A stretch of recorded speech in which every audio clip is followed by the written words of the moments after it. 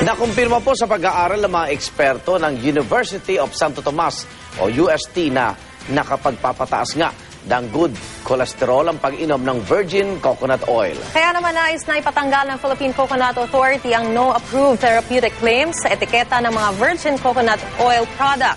Saksi si Jam Sisante. Energy talaga siya. Kumbaga, fuel. Yun na yun, oil. Talagang lakas mo siya for the day. Ganito para kay Mang Ray Sabio ang Virgin Coconut Oil o VCO na sinimulan niyang inumin na magkaroon ng isang respiratory disease noong 2003. Ngayon, kahit magaling na, patuloy daw siyang gumagamit ng VCO sa paniwalang nakatutulong ito sa kanyang kalusugan. Ang cholesterol level ko ay normal, walang problema. Maging sa pag-aaral ng mga eksperto ng University of Santo Tomas na kinumisyon mismo ng Philippine Coconut Authority o PCA, lumabas na napapataas ng VCO ang high-density lipoprotein o HDL o mas kilala bilang good cholesterol.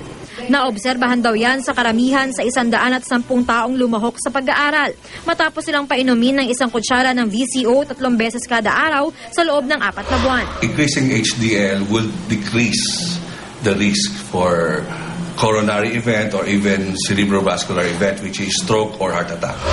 The highlights of the study showed that taking VCO is safe for human consumption. Kaya hiniling na raw ng PCA sa Bureau of Agriculture and Fisheries Product Standards na tanggalin na ang etiketang may katagang no therapeutic claims sa mga virgin coconut oil at palitan ito ng katagang increases good cholesterol. Mga village type, may mga kooperatiba ng mga farmers na naggagawa ng VCO.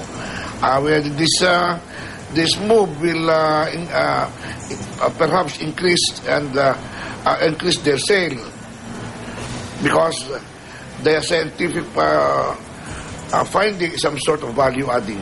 Gayunman, ayon sa UST, may mga lumuhok daw sa pag-aaral na nakaranas ng pananakit ng tiyan, bagamat karamihan daw ay nagulat ng ganadong pagkain, malakas na pangangatawan at mas regular na pagdumi. Because it's an oil, so it's a natural laxative.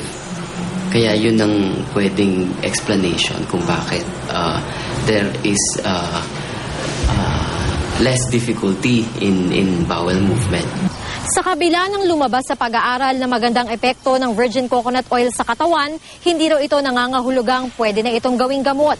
Isa lang daw itong food supplement na maaaring makatulong sa pag-iwas sa sakit. We're not recommending that it could be a substitute for pharmaceutical medicines. We're not recommending that people with high cholesterol should stop taking their drugs for cholesterol and start taking VCO alone. Sa huli, regular na ehersisyo at tamang pagkain ang susi sa malusog na pangangatawan. Ako si Jam Sisante, ang inyong saksi.